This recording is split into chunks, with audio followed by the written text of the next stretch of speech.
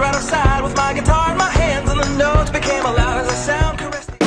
Once again, it's on. It's the Jeff Adams Show. After 2 attempts of doing something live, this is my Captain Kirk attempting to do Captain Kirk. Mary Monk. We tried to go live twice. Record button got full. So we just decided to pre-record this show. And I'm sorry and I apologize for all the people that were in the chat room. All 2 people. I completely apologize. I know that your questions and creativity questions were so important. That's why you were originally calling in the first place. That's why we were pre-recording. Anyways, without further ado, I want to welcome these Medes monks of love. Hello. How you doing, Mary Monk of Love?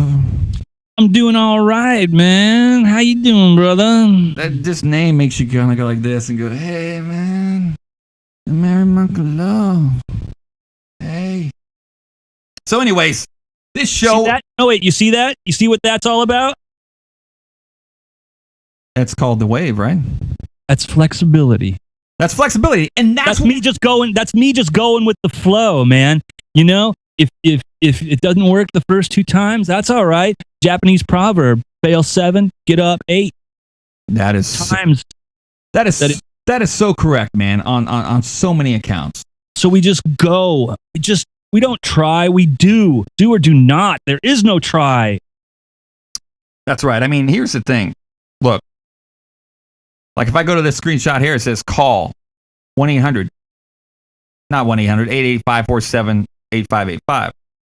The thing is, with the problem with that is the show's about... No. It's 888-547-8383. 888-547-8383. Ah, there you go.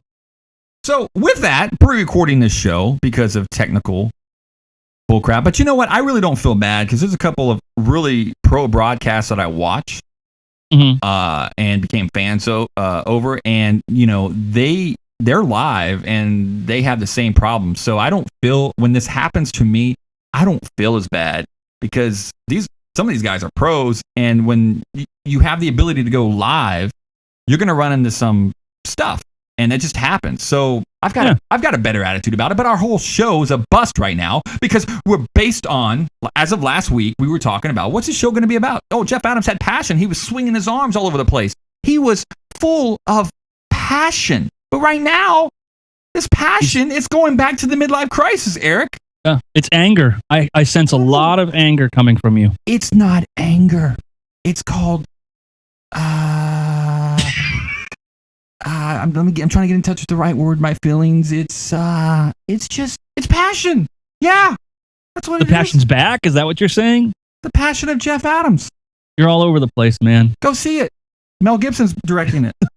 No. Hey, it's fun. But you know, it's fun doing these things. I'm having a blast doing this. It's so much fun putting this stuff together and just and testing the boundaries. I just pray to God.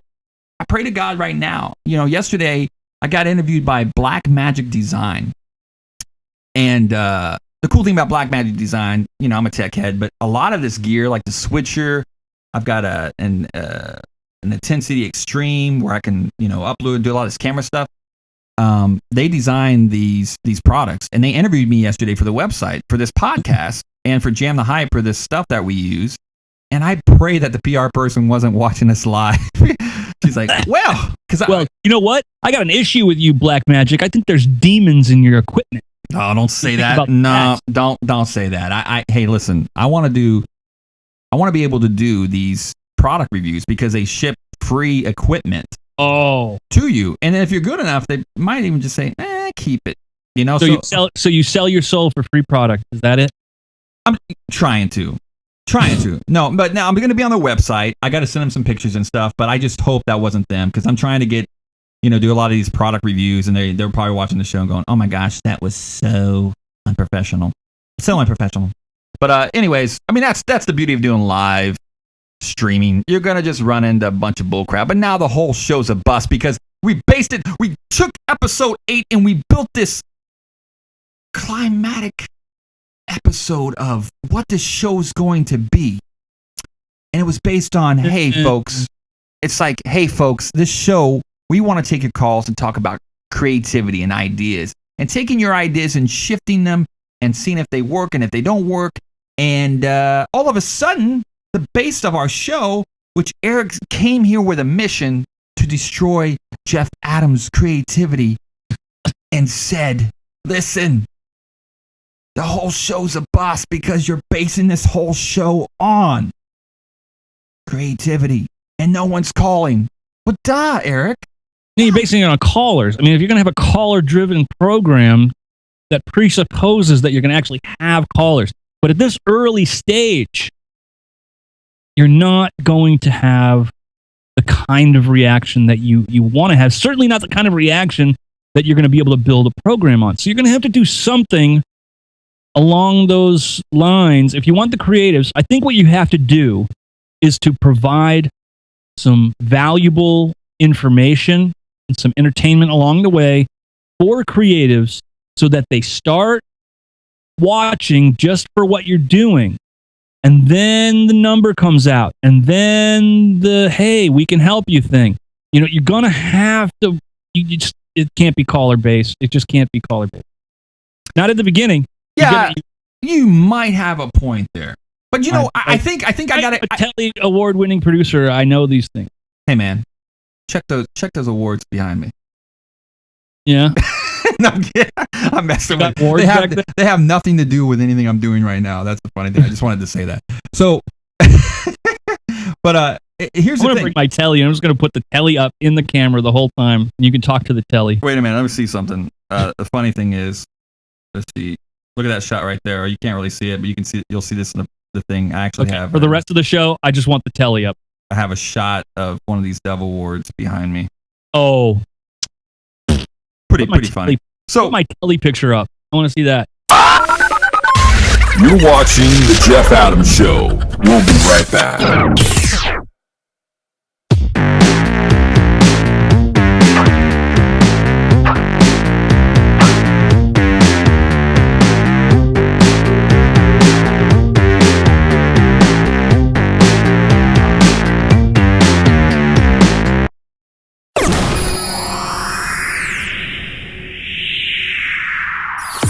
The Hype, your source for positive hip-hop and R&B. Now on your smartphone or tablet. Playing new music from Boy, I lost it, I'm foolish. Running off at the tulips. Probably wooing all the coolest, persecutors, the boas. Catch me. Thizzle. Fresh up off that plane, touchdown in my city. Flew around the world with this bird on my feet. Jacob. And the world is such a beautiful place. Such a beautiful. I know that we can make it. Flame. No, I don't do this so the industry can't know my name. Boy, I do this on purpose. The Rose. On our smartphone app, you'll get 24/7 streaming radio, interviews, videos, interact with other music fans, and get live TV broadcasts covering positive hip-hop and R&B events. Now, on the Apple iOS Store and Google Play, Jam the Hype, changing lives with positive hip-hop and R&B. Now, on your smartphone or tablet. Jam the Hype, your positive hip-hop and R&B channel. Back to the show at hand. You know, I think I got excited about doing live calls because the first time we decided to, we just randomly go, hey, let's throw out the numbers. Someone actually did call in, and it didn't work because you couldn't hear the caller. And I was like, man, well, I guess we could start taking live calls. And, you know, probably jumped the gun just a tad. You got a little ahead of yourself. Yeah, it's just going to take time and building this thing up. But you're definitely right on. You know, you being in radio and stuff, what would you recommend? You think we should just take my only thought about interviewing other people that, you know, write books about creativity or just are creativity driven people and have them as guests is the problem is we probably would have to pre-record some of the content because I would have to feed in another Skype call, and I wouldn't want any like technical difficulties happening at the same time of, you know, taking these calls. Or maybe I just come into your studio and we do it from there and I'd be able to take in a call. My only problem with that is we could have an interview right here on the phone, just like we would take a caller. Yeah. So we can do the video, but then the interview is just audio. Yeah, but wouldn't it be more compelling if, we could actually, if we brought them in on Skype and we could actually see them? Yeah. Better. But if you can't pull that off, if you don't have the technology, Yeah, you just work with what you can. It's like if something's worth doing, it's worth doing half-ass. But here's my point about you know what I mean? It's like, and then you just start and you learn, and that's really what that, because that's what you're doing. You just happen to be doing it while other people are watching, which is sometimes a bit uncomfortable, but yeah, as the case may be. And here's my thing, and you brought up a good point of why, pushing me and saying, hey, well, the midlife crisis thing works. Yeah, I think it does. I think it's still going to be in the midst of me complaining and barking. But the whole creativity thing, it's like, you're right. The people that follow me on social media and stuff, they seem interested in what I have to say sometimes about, creativity and doing these different things.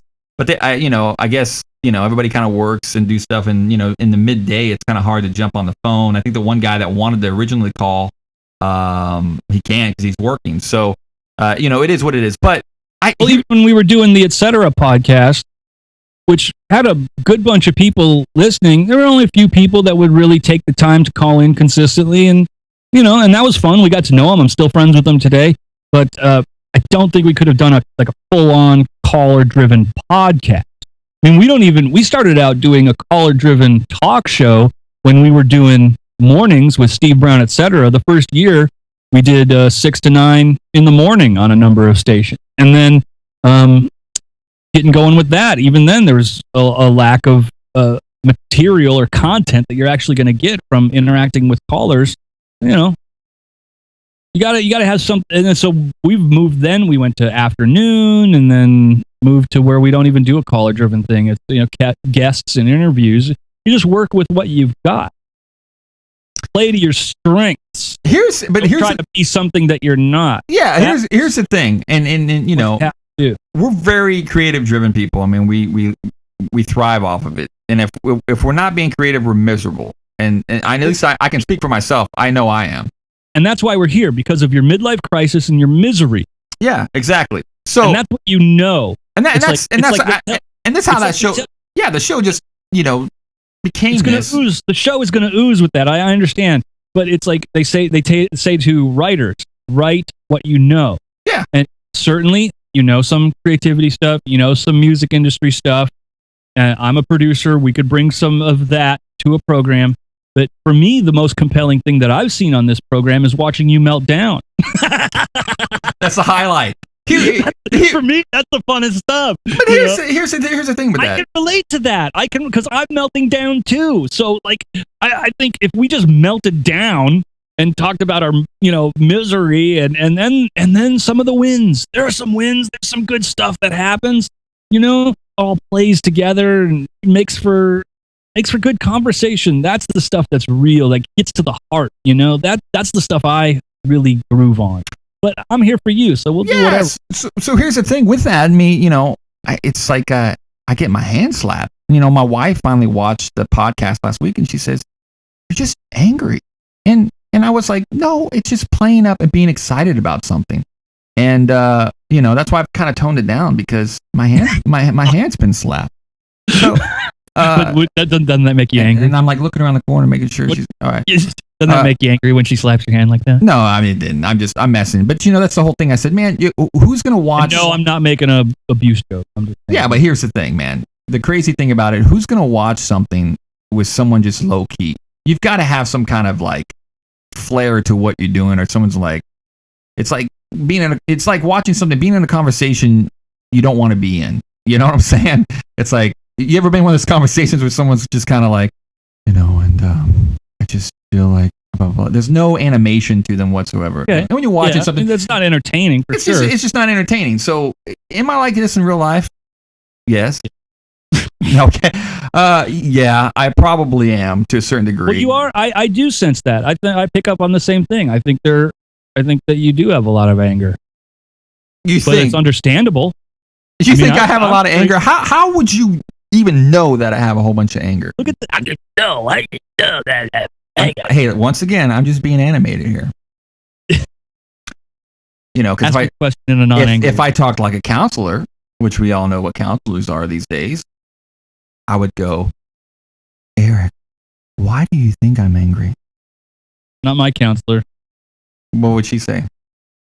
I don't know. She doesn't talk like that. She's very animated.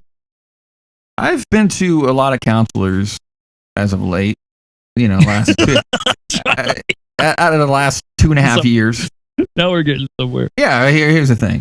And you talk about your anger? You talk about your anger? You talk about why you're angry? Talk about where that comes from? I'm not really angry. I mean, you haven't even gotten to anger. What do you talk about with them? What I'm talking about now is confidential because okay, we can't talk about it. Yeah, but I mean the guy I'm seeing now, he's I don't know. I mean, he's very calm and he talks very spiritual, and I get it. And I don't know. I mean, there's certain counselors that are just very, hey, how's it going? Well, I'll tell you about myself. I'm a very angry person myself. Okay. And when I first had a counselor tell me, that I was angry, I didn't believe I was angry. They say, you're very angry. What do you mean I'm angry? See, you're very angry. What are you so upset about? And I was hurt because I want to come across as jovial and fun to be around. And I didn't even know that I was putting off an angry vibe. But then, I mean, I don't get that from you. I mean, I could. I mean, of course, I don't live with you. I mean, I do a podcast once a week with you. You know what I'm saying? And you can, there's some growth. I mean, this was a number of years ago, so maybe I've grown some. But I know what I feel on the inside. And let me tell you, this is where the anger comes from me. It's when I feel like I'm not in control, and I need control because if you're not in control, then you're subject to being in pain, like you've been in the past. Yeah. So you try to control your world. And when because it is uncontrollable, you're not in control really of anything, but you want to be. And so the easiest thing to do is to resort to anger to try to control your world. So you try to control the people around you with anger. You think about with your kids, it's like everything's cool until they start doing something that you can't control. And so what do you generally resort to? Hey! You bark at them and they're like, yeah, there's fear and all that stuff. And there's some damage done. That's how things happen with the anger and all that. So I'm just saying, it's in there, and you got to work through these things.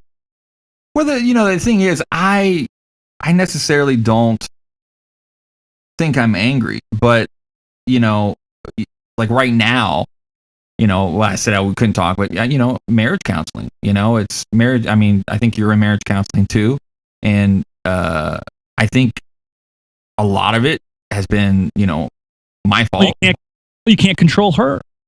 You're angry at her. Yeah. But that's the thing. I don't know, man. It's to a point where I just don't feel that I'm using the right word, feel that I am angry. But I look at it and then I think there is some resolved anger, but I haven't got that deep into it yet. I'm just the first step is to feel what you feel. So as you go around, just notice, what are you feeling? Try to put some words to it. A lot of people have trouble even putting words. They have these little charts of emotions and stuff where they say, oh, they need a chart to look at and go, oh, okay, I guess I am angry. Well, I think there's a certain degree. Touch with yourself in some way. I think there's a certain degree I am angry. I mean, a couple weeks ago, I was playing basketball with some guys from church and some guys that didn't go to church. And, I got beat up. And then finally I lost it. And we documented that on the internet. Yeah, I think I edited that part out, but I got in a little tiff, and I just about said, "Dude, you're messing with the wrong dude." And I was angry. I was like, "Man, what did I just do?" Yeah. So I think there's some anger bottled up in there somewhere, and it shows its ugly head every once in a while. I don't know what it's caused from. I really don't. But I can definitely say. And I was talking about this in counseling yesterday, that I am extremely, extremely, extremely, I'm content where I am right now with what I'm doing, and I'm just happy. I mean, we kind of talked about it a little bit last week. Just being where I'm at, and just kind of just going with the wind, and seeing where the wind takes me, and where this stuff going. And it's funny, financially, God opens doors for like this, and what I'm currently doing with Jam the Hype, and this, and working with Group One Crew. So I'm happy. It's frustrating sometimes because I don't know where it's going, and you stress out a little bit. But my personal life, just looking in the mirror and saying, man, you're jacked up. But it's funny, yesterday in counseling, and other counselors have told me this before too, is like, I'm too hard on myself. I think a lot of times I and here's a good point. I just literally thought of this. Maybe I'm angry because I am completely, really too hard on myself. And when I screw up or do something wrong to offend somebody, I beat myself over the head with it. And I think that's a lot of my core issues. Like, I'm really extremely hard with myself. You ever feel that? A book that you should check out? The Gifts of Imperfection by Brene Brown. I'll post some videos. Actually, I plan on posting this next week on Tuesday, because I do a little 2 for Tuesday thing on themerrymonk.com. Yeah. There's a couple of videos from her that are just give you some insight into where she's coming from. But her book, The Gifts of Imperfection, definitely check that out. And, that's one of the things that she suggests is people have to get to the point where, like, they know that everything's okay just as they are, not as they ought to be. It's not like, right. When I get here, then I'm going to be happy. When I get there, then I'm going to be happy. And you just have to accept right now. And then that's a base to work from. She calls it feeling worthy, like worthiness. But she struggles with perfectionism and stuff, which I'm down with that. I have a lot of, my thing too. But and it leads to just this tyranny inside your head and a lot of times it's paralyzing because you can't even do anything because you're so obsessed with getting it perfect. Right. And that's what I don't know if I said this on this a recording or one of the previous attempts, but it's that if it's worth doing, it's worth doing poorly. Yeah. It's like you just have to do it. You just have to go and and let go of all that perfectionism and all that inner voice. We're so hard on ourselves. We wouldn't talk to anybody the way that we talk to ourselves. Yeah. That we put ourselves down in our head, and the way that we're always criticizing ourselves and stupid, all that stuff. It's like, we wouldn't treat anybody like that, but we do it to ourselves. There's this tyranny inside of us. And do you think that is? I can't remember the book. I'll have to look it up, and then I'll have to post it up on social media if I can't remember right now. But I bought it. I read a little bit about it, and I think people like us, like creatives, we're very critical of ourselves. We know that. We've talked about that. 2 is a lot of these creative people, there's a war within themselves. And I've noticed with a lot of creative people, they're just, man, they're fighting either on a personal level, on a professional level, or a creative level. They're just frustrated, and and it just seems at times all 3 of those are not simultaneously working. Like, for instance, we have a mutual friend, and creative wise, everything was going great with him, and then his whole personal life was in shock. And something else I want to point out too is it's extremely hard to have all 3 of those going. And the crazy thing about it is, I don't think we're ever going to get there where all 3 are going to be consistent, because it's just part of life. Yeah, nobody ever arrives. Let me throw this out. This is from Ira Glass. You ever watch, listen? Well, they actually have some video episodes. This American Life. It's on public radio. You know who Ira Glass is? Yeah. Okay. Well, this is something he said, and I dig how this was very professional, by the way. Let me just compliment you. You've moved the program back to creativity and how these two things are playing together, and I like it. Okay, nobody tells this to people who are beginners. I wish someone had told me. All of us who do creative work, we get into it because we have good taste.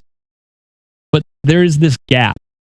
For the first couple of years you make stuff, it's just not that good.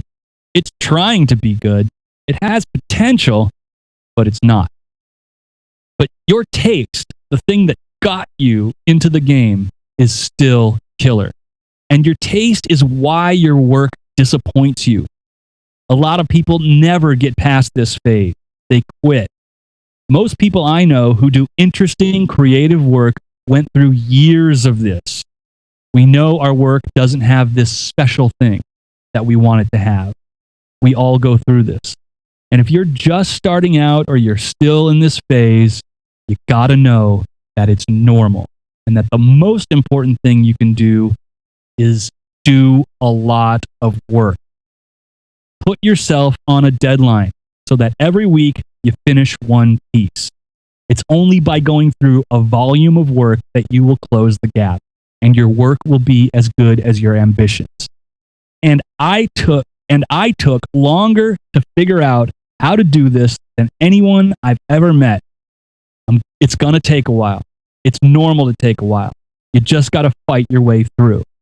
And I'm telling you, that's coming from one of the most creative broadcasters I have ever heard. He's brilliant. That's good. The work that he does. And hey, there's some valuable creative input for you creatives on the Jeff Adams Show. We just got to believe it's going to be about creativity and Jeff's midlife crisis. Exactly.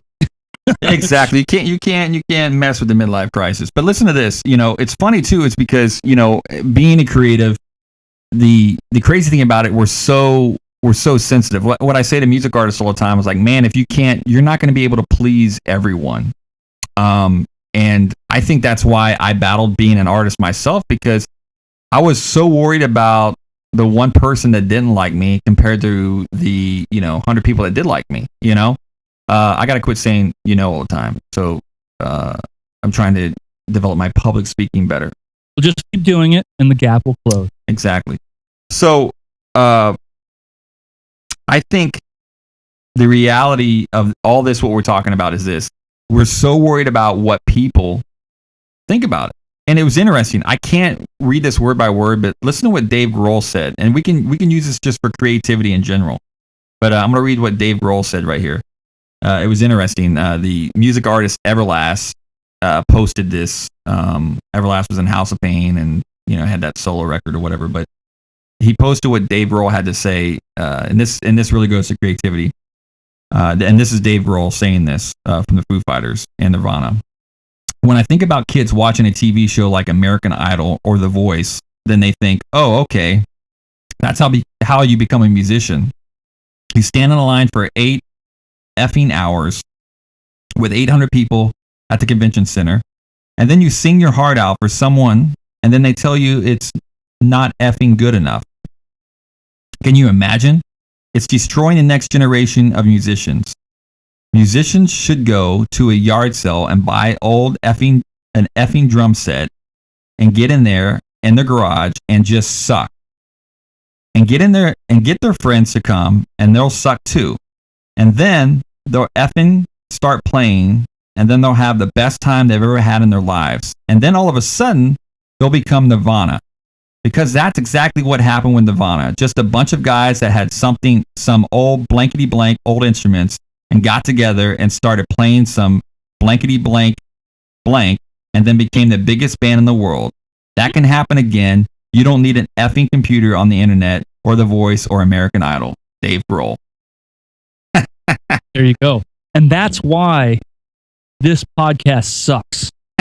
Exactly. That is why this podcast sucks. And I will proudly put this sucky podcast on themerrymonk.com because of what you just said. Exactly. You're a professional in this world, in radio. But that just comes from sucking. Yeah, and here's the thing. Here's the crazy thing. That first year of Steve Brown, etc., when we did 3 hours every weekday morning, it sucked. Yeah, I mean, and then the second year when we did 2 hours an afternoon drive, it sucked a little bit less, but it still sucked. What we do now sucks less than what we did back then. But it's not the greatest thing. But I'm making a living. It's been a good run so far. We started back in '98. There you go. 98. Suck less. That could be it. Steve Brown, etc. Established 1998. Sucking less. That's our new motto. Yeah, but I mean that's a good thing. I mean, we're very fortunate to get to do this, for a living, and the cool thing is I get to do this show to test equipment out and stuff. So I mean, it's pretty rad, and it's gonna grow. It's gonna get there. Yeah. You got to just have a good attitude about it. I'm having fun. Feel better? Do you feel less angry right now? Yeah, I'm not angry. I wasn't really angry. I was just trying to be, put my acting hat on and, make a little interesting show. And then the show got serious. Oh, so you can't do anger while it's, yeah, okay. The show got serious. And so... honesty, man. It's all about honesty. Yeah, so I...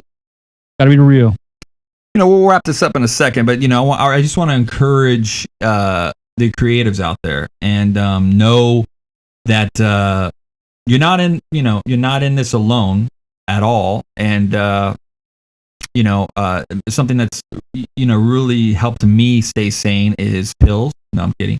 Yeah, me too. That's actually, and I'm not kidding. Yeah, I got my pills this morning. And we'll get to that too. I mean, I shouldn't joke about that, but really, back to that, I'll post what this book is. It's really interesting. It seems like a lot of creative people deal with chemical imbalance, and they don't even realize it until they just hit this wall of what's the matter with me, and a lot of it is a chemical imbalance. I have one. I mean, I'm medicated for a chemical imbalance. So for one, you've got to get your life straightened out. That's the important thing. Or not. Yeah, or not. I mean, because like you said, you're never going to get there. But as long as your life's not straightened out, use it.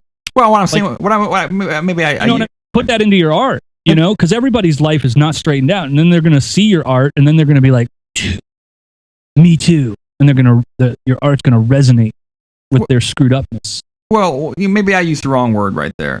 The thing is, I think people need to find balance, with their lives. You can't live in a room with the windows closed and just lay in bed. If you're there, if you're there and you're creative, you need to go seek professional help. And I really recommend that. Don't live a life like that, because you're ruining yourself. You've got all this creativity and it's just sitting in a room because you're stuck, and you might be battling with a chemical imbalance. The biggest thing that has worked in my life, and Eric can probably say this too, is, a relationship with Christ. I've basically come to realization with me is I love Christ, but I have a dysfunctional relationship with Christ. And it seems to be, here's the thing about having a relationship with Christ. You're not going to have it all together, but in reality is how you base your relationship with Christ is how you base your relationships with other people. I've noticed that there's a consistency with pursuing Christ. Christ is always there. That's what I was saying on that other podcast that was live yesterday. I really defended Christ because there's people just bashing him left and right. Christ is this, not this, he's not this, and I'm saying you're missing the point. I go, it's called grace, and you have to accept grace.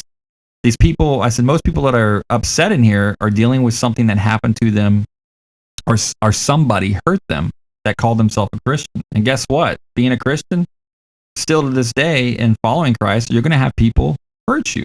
That's the norm. That's going to happen. So I've basically come down to a point where I realize the core of it, which I'm working out, is this dysfunction I have with Christ. And it's based out of what we're talking about, this whole creative thing. It's a battle. And for years, I've laid it down. I just lay it down. It's a struggle. It's like what you said about earlier, having control. That you get angry, but it's hard for me sometimes. Like I was there a couple weeks ago, man. I talked about this. I didn't know what I was going to do. I was like, man, I've got to go get a regular job. I hadn't had a regular job in years, and I just kind of like, Christ, I'm laying this down. I'm going to do all I can possibly do to know what I'm supposed to be doing. And God showed up in a big way. I've learned that over the years of just laying it down, and it's hard. I get angry about it. I'm just like, because I feel like I can do better, which ultimately I can't. No, you can't do any better. And so I've noticed that too. Is a lot of creative people that pursue Christ, they're miserable because there's a dysfunctional relationship with Christ. And where I'm going with this, like, what is this guy saying? What I'm saying is there's truth about what I'm saying, is because creative people, they look at Christ, they get what Christ did on the cross. I'm not taking that away from them, but there's a manipulation of being creative. And you're talking specifically in the Christian music industry. No, not just in the music. I'm just saying. I'm saying in art itself. In art There's itself, a manipulative thing from people. If you're a believer, right? We take, because there's confusion with what people post, like, hey, like people take that verse, is Psalms 37:4. Delight yourself in the Lord, who gives you the desires of your heart. Okay. But there's also a thing where, your dreams and what you like to do are not necessarily going to happen. See, when you pursue Christ, other things come into your life where that comes more important. And the only thing Jesus really cares about is the last things he said before he went up to heaven was, go, preach the world to, preach the good news to all the world and go and make disciples. That's all he really cares about. So too often what Christians do is they make the good news bad news. And then they try to change the news. If you're going to say he's going to give you the desires of your heart, and then you say you're following Jesus, well, Jesus died at 33, a violent death. He was homeless for a good chunk of the time, didn't have a place to lay his head, and, who was closer than him? He was like, I and the Father, I and God are one, and so if you're saying you're following that, he says, take up your cross and follow me. And you're not really guaranteed success in that mode. And so if you're trying to change the message, now, does that mean that it's all meaningless, that you're just doomed to, he says, in the world, you're going to have tribulation. He actually promises that. If they persecuted me, they're going to persecute my followers. Okay? But take heart, I have overcome the world.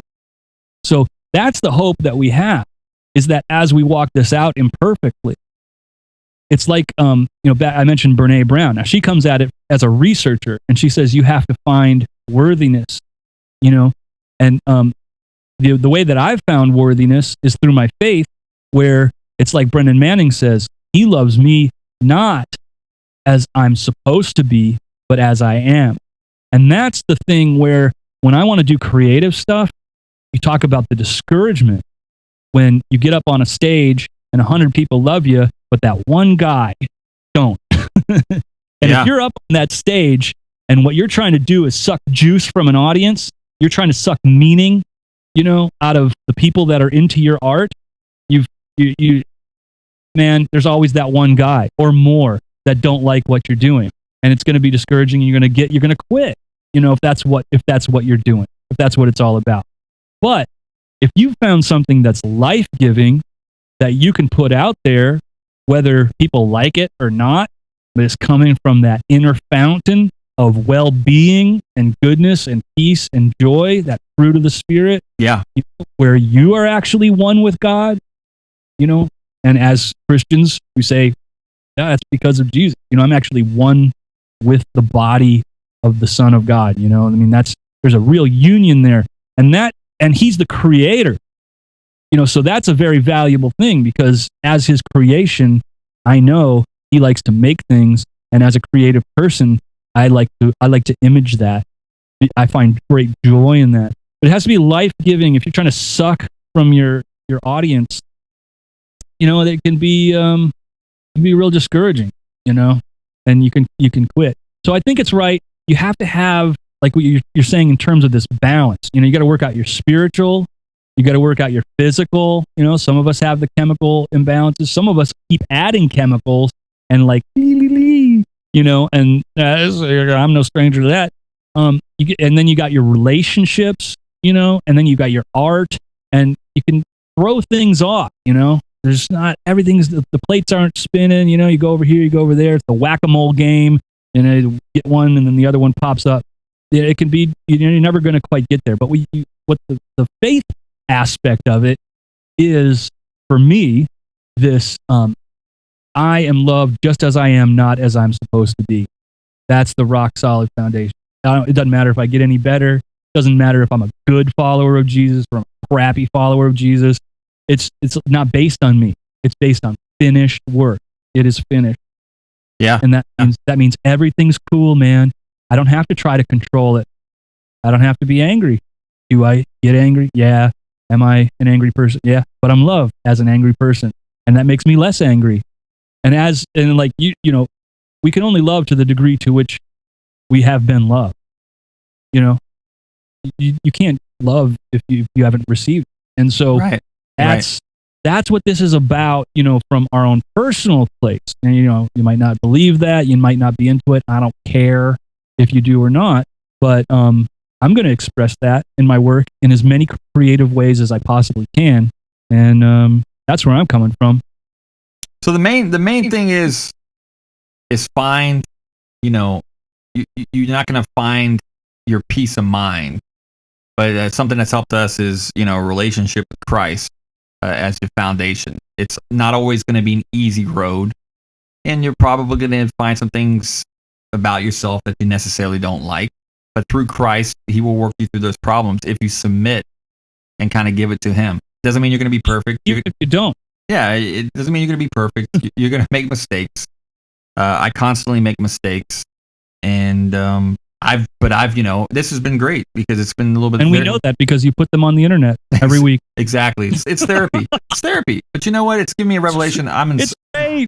It's good. I'm inspired not to be creative, but the creativity based on pursuing Christ, because ultimately we can do these things. Creativity to be happy and go, oh, I'm so happy, but internally there's a void there because we're necessarily not. And I just when I start talking about creativity, it's kind of hard for me not to talk about God.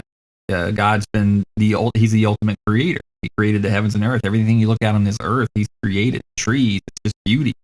So he's the ultimate artist, and it's hard for me to not talk about creativity without mentioning God. But this has inspired me, just talking about creativity, to just really draw more from God for my creativity and my peace of mind and everything that I struggle with. It's just, it aligns back to that and getting back to the basics, basically, of why Christ came down and did what he did. So, yeah, and you're basically guaranteed misery, so you might as well enjoy the ride. Exactly. Thank modern medicine, gives us pills to cope a little bit because our bodies are out of whack. Marijuana, legalize it. Oh my goodness, you need a trip to Seattle. So the show got a little serious, but I guess that's okay. Midlife crisis, creativity. Yeah, it's starting to blend a little bit. What do you think? Yeah, I think there was a nice mix. Went well, midlife crisis, creativity, spirituality, all blended together. I think it's kind of a train wreck, but it's completely a train wreck. And guess what? Out of the words of Dave Grohl, it sucked. And a good thing this is a free operation here as far as just going out, because if I pay 99 cents for this, if I pay 99 cents, I would call iTunes and say, "Hey, man, I was gypped. This thing, Right. you know." But no, it's good. You work through the bugs. I'm having fun doing this, and it's amazing that there's really no show prep with this. I'm not prepping. That's the crazy thing. Most people like you get a sheet of paper and prep. I don't. I mean, I tried doing that, but it just with me and you talking, it just always Sucks the life out of it. No, we go in different directions, man. It always happens. So what's the point of prepping? So Yeah, that's what I always say. as professionals, the cool thing is just flying by the seat of your pants, and I made a career off of that, flying by the seat of my pants. So without further ado, hey, I started the book, by the way. Have you started reading my book? Yeah, I read the forward. But I'm gonna get into it when I have some quiet time and where I'm not, because I'm one of those readers I can't have distractions around me. I can't have kids in the background. I have to be there has to be silence, and I rarely ever get that. But I'm gonna get to it. But your book's done. Your blogging, MaryMonk.com, TheMaryMonk.com. There you go. And blogging weekly. I've seen some of your read some of your posts. I'm back to blogging now, and the weekly talk show, Steve Brown, etc. You can find that at SteveBrownETC.com. If you want to get into the religious grace thing, go to keylife.org. It's all over the place. And I'm blogging once a week at TheJeffAdamsShow.tv, and we're doing this show once a week, Thursdays, 1 p.m. live when it allows us to. And let me just loan. I mean, not even loan it. I'm just going to give it to you. I don't think we'll use it for Steve Brown, etc. because we're pretty dialed in. But if you want to use this, you can have it. The Jeff Adams Show. Sucking less. It's true. So true. With that, come to the TheJeffAdamsShow.tv. See blogs. I'm also starting a video music blog on jamthehype.com. It's going to be called Music 101, where, the funny thing I was, complaining about last week, I am going to be giving free information out. So, I watched the podcast and I said, man, Eric challenged me. I'm barking about something, and but the cool thing about it is I'm going to help people. And that's how I originally started in the music industry. I just wanted to help, because I was a frustrated artist and I learned a lot. I wanted to help other artists. So guess what? I'm gonna share things with the Music 101 blog on janhype.com and give key insights of what you need to do and focus to be successful. And if you can't do those things, then you're not going to succeed. So be on the lookout for that. Maybe this whole creative thing really is a good idea, whether people call in or not. It sounds like it's part of your DNA. It's part of what you're all about and have been about for a long time. So go with it, man. Yeah, I love it, man. It's pouring out. I've been, for the past 2 weeks, I've been going into the studio. I hadn't been in the studio for 10 years. And I just started writing again with, a good friend of mine, Andy Anderson. He's, I put him with these different groups. He's producing. He's won Dove Awards as well with the same group. So, excited. The creativity's happening, and grateful, man. And let me just give you one last little piece of advice. With trying to help people, just help, okay? If you're looking for results, you're going to get discouraged. Oh, yeah. Because just do it. Like, let the stream just flow through you. If anybody drinks, they drink. If they don't say thank you, all right. It's hard. Yeah, it's hard. We want to be liked. But if you feel most alive doing that, then give of the life. Don't survive off of the reaction. You know what I mean? Yeah, made a career off of it, man. And sometimes I get better, but that's Yeah, you're gonna screw it all up. But yeah, but that's the core of what I am: creativity, man, and helping people out and achieving the goals, man. Go with it. That's what the Jeff Adams Show is about. Well, MaryMonk.com. Check MaryMonk.com. I tried to buy MaryMonk.com the other day, and they wanted like $7,500 for it. Ouch! Shut up. Hey, crazy thing is, Jeff Adams. There's a lot of Jeff Adams out there. I mean, if you type in the Jeff Adams Show, I come up number 1 on it. And then there's the crazy thing is, I hope people don't assume things. There's a guy, I guess, a Jeff Adams realtor, and he's in trouble. I mean, there's this whole post of this guy's a scam artist. So like right when you see TheJeffAdamsShow.tv, there's like, watch out for this guy, Jeff Adams, this realtor. I am not a realtor. I'm not that Jeff Adams, okay? No such thing as bad publicity, man. So on it. So the show goes on. Creativity on the Jeff Adams Show. What's that? Want to buy a house? Welcome to the TheJeffAdamsShow.tv. No, I'm not selling houses. I don't know who that guy is. And there's another Jeff Adams that's a musician too, and they get me mixed up, and I'm like, man, how do they remember me? And I don't know. Hey, by the way, I do own marymonk.org, and if anybody wants to buy that, I'll sell it to you at a discount. $7,500. $6,500. $1,000 off. There you go. Yeah, I had to use the TheJeffAdams.tv, the TheJeffAdamsShow.tv, excuse me, and because JeffAdams.com was taken. Jeff Adams is the regular name. Everybody's got Jeff Adams. First world problems, man. So there we go. Excited doing this podcast with you, man. It's been fun. Yeah, this has been good. This has kind of been serious one, so I hope when people watch this on playback, if they do stay all the way through it, they don't fall asleep. But hopefully this helps some. If it at least helps one person, cool, man. I'm cool with it. Until next week, here we are, TheJeffAdamsShow.tv, and we are outie. Peace.